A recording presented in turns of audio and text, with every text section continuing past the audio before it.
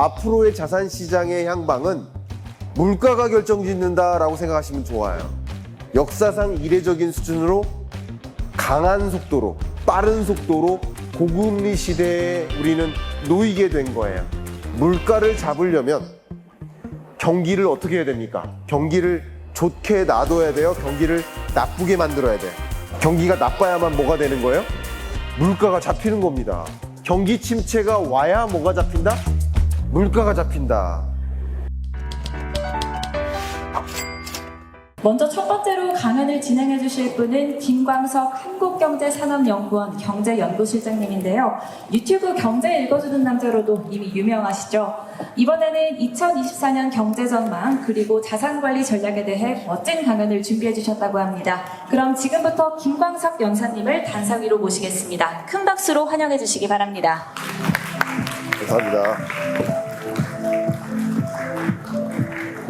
네, 감사합니다.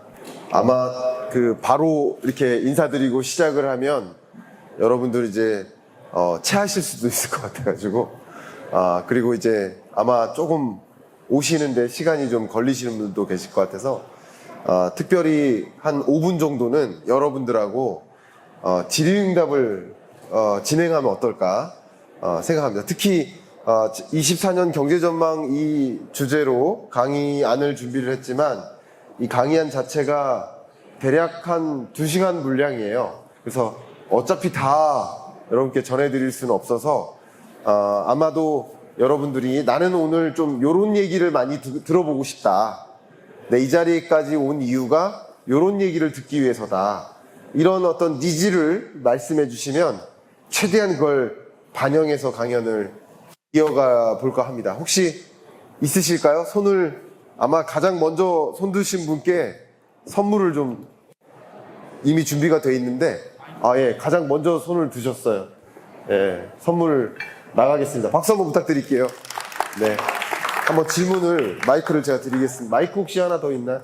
네, 부탁드립니다. 주식이라든가 뭐 부동산이라든가 채권이라든가 시장이 불분명해서 네, 굉장히 현금을 많이 가지고 있거든요. 네, 이제부터 장기 채권을 좀 분할해서 하는 전략은 어떤가 네, 고민을 하고 있는데 네. 또 미국의 어떤 전문가 장기 채권이 더 빠질 것이다 예측하는 분도 계셔서 지금부터 분할해서 들어가면 괜찮을지 한번.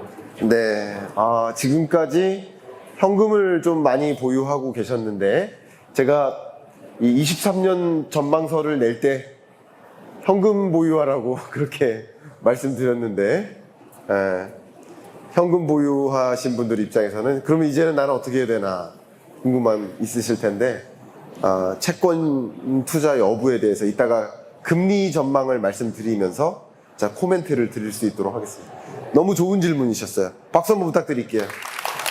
네, 또 나는 이런 질문이 있다. 예, 아마 2등으로 손 드신 분이 앞에 계십니다. 네, 박수 한번 부탁드릴게요. 네. 그리고 책 받으신 분은 이따 끝나시고 제가 성함까지 적어 드릴게요. 사인은 미리 해놨는데 이따가 끝나고 성함 써드리겠습니다.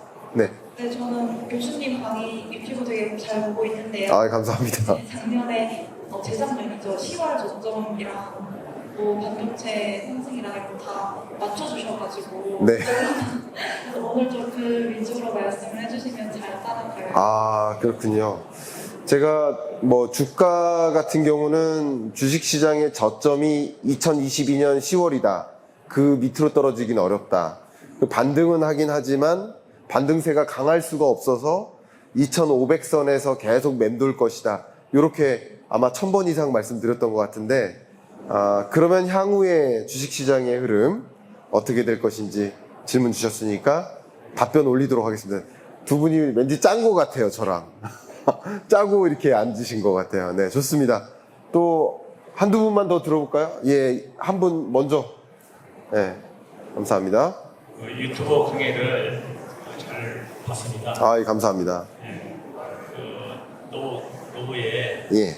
안전하게 자산관리를 100% 어떻게 합니까? 네. 그런 거 듣고 싶어서 물론 기존에 네. 많이 들었습니다. 네. 잘 알겠습니다. 노후 나는 어떻게 자산 관리를 해야 될까? 특히 이제 소위 말하는 우리가 고령 사회고 초고령 사회를 목전에 두고 있는 입장이기 때문에 이제 돈을 버는 구조가 아니라 그러니까 소득으로서 노동으로 돈 버는 구조가 아니라 어떻게 돈이 돈을 버는 구조를 만들 수 있을까에 대한 본질적인 질문 주셨습니다. 제가 이따가 그 부분에 대해서 의견을 또 올릴 수 있도록 하겠습니다.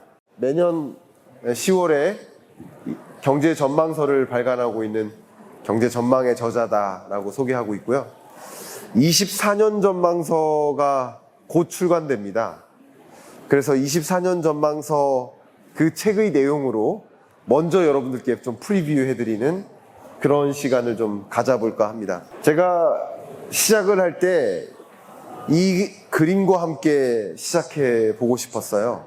사실 24년 전망서의 책의 시작도 이 그림과 함께 시작됩니다. 4명의 맹인이 누군가에 의해 안내받고 있는데 그 4명을 안내하는 자도 맹인이에요. 1568년에 독일에서 그려진 이 그림은 우리가 눈을 감고 있으면 내가 맞게 가는지도 모르고 내가 눈을 감고 있으면 나를 안내하는 자가 제대로 안내하는지도 확인할 수 없다는 거죠. 그런 관점에서 나는 어떻게 살아갈지 또 나는 어떻게 의사결정해야 될지 이런 것을 판단할 때 자산관리 관점에서도 내가 스스로 경제에 눈을 뜨셨으면 좋겠다라는 말씀을 드립니다. 우리가 최근에 만났던 이 물가가 정말 이례적인 물가예요. 근데 왜 재테크 시간에 물가부터 얘기하느냐? 나는 부동산 얘기하면 좋겠고 채권 얘기하면 좋겠고 주식시장 얘기했으면 좋겠는데 근데 이 모든 일들이 물가와 관련됩니다. 물가가 금리에 영향을 미치고 그 금리가 주식시장, 부동산시장, 그리고 채권시장, 나머지 시장에 영향을 미치는 이런 구조를 갖고 있기 때문에 결과적으로 앞으로의 자산시장의 향방은 물가가 결정짓는다라고 생각하시면 좋아요. 금리 어떻게 될까요? 그 질문은 곧 물가 어떻게 될 거예요? 라는 질문이에요. 주식시장 어떻게 될까요? 그건 곧 역시 물가 어떻게 될까요? 라는 질문이에요. 거시경제적으로 봤을 때 물가라는 변수, 금리라는 변수, 환율이라는 변수, 주식시장이라는 변수, 부동산 시장이라는 변수, 채권 시장의 변수, 이 모든 게 같이 톱니바퀴처럼 맞물려 갑니다. 근데 우리가 본질적으로 제가 매일 여러분들을 따라다닐 수가 없으니까 여러분 스스로 판단을 하셔야 되고 여러분 스스로 눈을 뜨셔야 되는데 그 눈을 뜨고 지켜봐야 될 가장 중요한 지표는 바로 물가라는 거예요. 물가가 이례적으로 41년 만에 최고치를 찍었고 그렇기 때문에 그 물가를 잡기 위해서 무엇을 도입합니까? 그 높은 물가를 잡기 위해서 이례적인 긴축 통화 정책이 시작되는 거예요. 물가를 끌어내리기 위해서 금리를 끌어올린 겁니다. 그렇게 생각하시면 좋아요. 그래서 그 높은 금리의 시대가 찾아온 거예요. 왜죠? 두 가지 경로로 설명드리겠습니다. 물가가 너무 높아요. 물가는 뭐예요? 물건의 가격입니다. 근데 금리는 뭐죠? 금리는 돈의 가치예요. 그러면 돈의 가치가 올라가면 그 돈을 가지고 살 수 있는 물건의 개수가 어떻게 돼요? 많아지겠죠. 물가와 금리는 어떻게 하기 때문에? 역행 때문에 물가가 너무 높으면 돈의 가치가 떨어진다는 얘기예요. 돈 가지고 물건을 살 수 있을 수가 없는 거예요. 작년에는 10,000원 가지고 순댓국 한 그릇 먹었지만 올해는 10,000원짜리 가지고 순댓국을 못 사요. 돈의 가치가 떨어진 거예요. 물가가 올랐다는 얘기는 뭐다? 돈의 가치가 떨어진 것이다. 그러니까 물가가 너무 높은 물건의 가치를 끌어내리기 위해서 돈의 가치를 끌어올리는 겁니다. 첫 번째는 가치적인 측면에서 설명드린 거예요. 두 번째는 금리를 끌어올리면 기업들이 투자하기가 부담돼요, 안 돼요? 부담돼요. 투자를 못해요. 소비자가 소비하기가 부담돼요, 안 돼요? 부담돼요. 그러니까 부담되니까 당연히 기업들의 투자 규모가 위축돼요. 가계의 소비 규모가 위축돼요. 투자와 소비를 더하면 뭐죠? 그게 내수예요. 세계 각국의 내수가 줄어요. 금리를 끌어올리면 뭐 한다? 내수가 위축된다. 세계 각국의 내수가 위축된다. 그러면 우리나라의 대세계 수출이 위축된다. 그러면 이게 다른 말로 뭐예요? 총수요가 줄어든다. 수요가 줄어드니까 어떻게 되죠? 가격은 잡힐 수 있는 거죠. 수요가 늘어나면 여러분 한번 생각해 보세요. 우리 기자님께 질문 드려볼게요. 과일 가게 사장님이에요. 사과 가격이 비싸요. 근데 사과 가격을 만약에 떨어뜨린다라고 한다면 왜 가격을 떨어뜨릴 겁니까? 안 팔려서죠. 안 팔려서. 그죠? 안 팔릴 때 가격을 떨어뜨리죠. 네. 그래요. 그러니까 안 팔리면 가격을 떨어뜨린다. 수요가 부진해지면 가격이 떨어지는 현상이에요. 그러니까 고물가 생활, 고물가 시대 그 고물가를 잡기 위해서 어떻게 하는 겁니까? 금리를 끌어올리는 거예요. 두 가지 측면을 설명드렸어요. 가치적인 측면. 두는 경로. 경제의 순환 경로라는 측면에서도 설명을 드린 거예요. 자, 그렇기 때문에 정말 이례적인 고금리 시대가 온 겁니다. 그러니까 우리가 경험하고 있는 이 고금리는 정말 역사상 이례적인 수준으로 금리를 끌어올렸단 말이죠. 역사상 이례적인 수준으로 강한 속도로, 빠른 속도로 고금리 시대에 우리는 놓이게 된 거예요. 그렇게 이례적인 통화 정책이 가동된 배경이 뭐죠? 이례적인 물가 때문이라는 거죠. 그러면 한번 정리해 볼게요. 물가를 잡으려면 경기를 어떻게 해야 됩니까? 경기를 좋게 놔둬야 돼요? 경기를 나쁘게 만들어야 돼요? 경기가 나빠야만 뭐가 되는 거예요? 물가가 잡히는 겁니다. 아까 설명드렸잖아요. 그러니까 결과적으로 금리를 끌어올려서 나쁜 경기를 유도하는 겁니다. 유인된 경기 침체인 거예요. 그러니까 경기 침체가 안 오면 돼요, 안 돼요?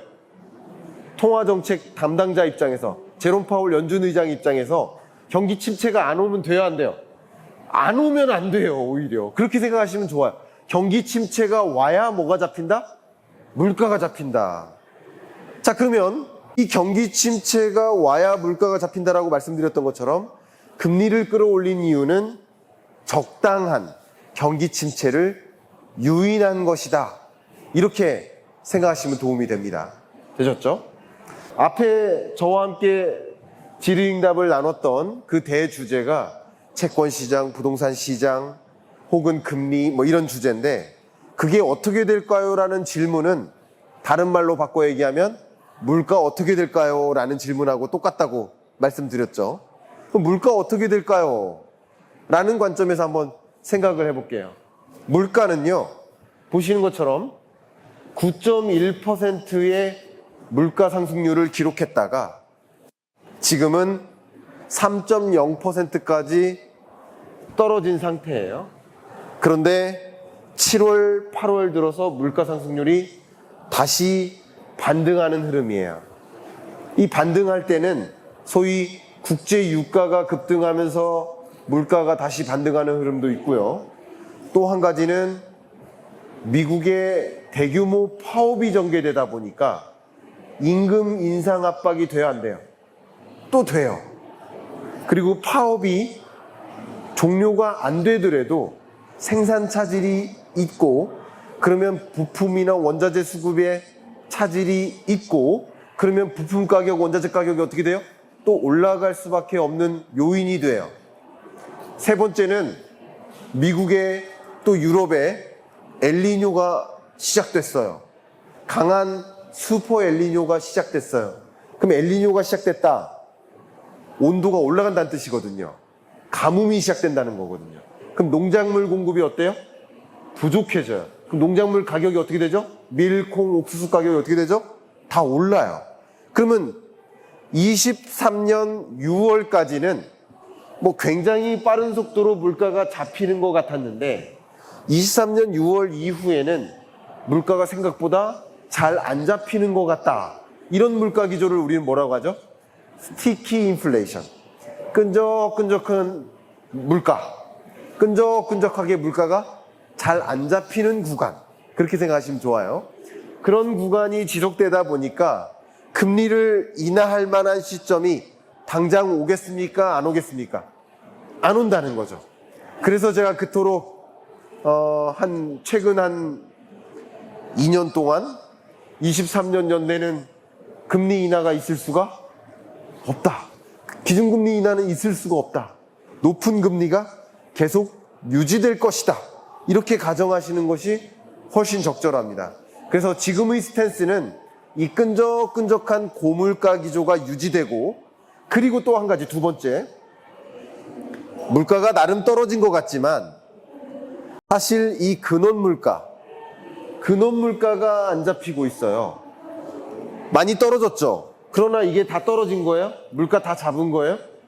자, 물가 다 잡았다의 기준이 뭘까요? 목표 물가가 무엇일까요? 한번 손 들고 답변하신 분께 선물 드리겠습니다.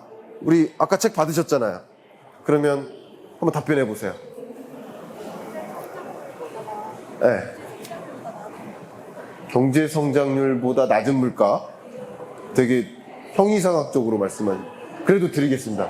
박수 한번 부탁드리겠습니다. 세계중앙은행은 자국 경제에 가장 적절한 물가 상승률이 몇일까를 논의하고, 그 논의된 결과로 목표 물가를 선정해요. 그 목표 물가에 부합하는 그 물가 상승률까지 떨어지면 물가 잡혔다가 되는 거예요. 쉽게 말하면. 그 목표 물가가 미국의 경우에는 몇 퍼센트죠? 2%인 거야. 2%. 근데 보시는 것처럼 특히 근원 물가를 봤을 때 물가 상승률이 나름 떨어지는 것처럼 보이지만 2% 목표 물가에 부합해요, 안 해요? 안 해요. 그러니까 아직 물가 잡혔어요, 안 잡혔어요? 안 잡혔어요. 그러니까 이 금리 인하 있어요, 없어요? 없는 겁니다. 지금 추정키에는 24년 상반기까지는 목표 물가에 부합하는 물가가 안 나타날 겁니다. 다른 말로 목표 물가에 도래되는 시점은 24년 하반기로 미뤄지는 겁니다. 하반기 혹은 25년으로 갈 수도 있어요. 그리고 그 고물가가 아예 new regime, 새로운 체제가 될 수 있습니다. 한번 따라해 주실까요? new regime. 새로운 체제가 되는 거예요. 그러면 고물가가 새로운 체제가 된다라고 한다면 고금리도 어떻게 되는 거예요? 그게 새로운 체제가 되는 거예요. 고물가 상황이 안 잡힌 채 계속 유지된다고 하면 그 고물가를 잡기 위해서 금리를 인하할 수가 있어요, 없어요? 없는 거예요. 그래서 적어도 24년 상반기까지는 미국의 경우 기준금리 인하가 거의 불가능하다. 이렇게 생각하시는 게 현재로서는 좋습니다. 그리고 24년 하반기쯤에는 금리 인하가 있을 수 있겠구나. 이 정도로 여러분 스탠스를 가늠하시면 훨씬 좋습니다. 거기부터 모든 일들이 시작되는 겁니다.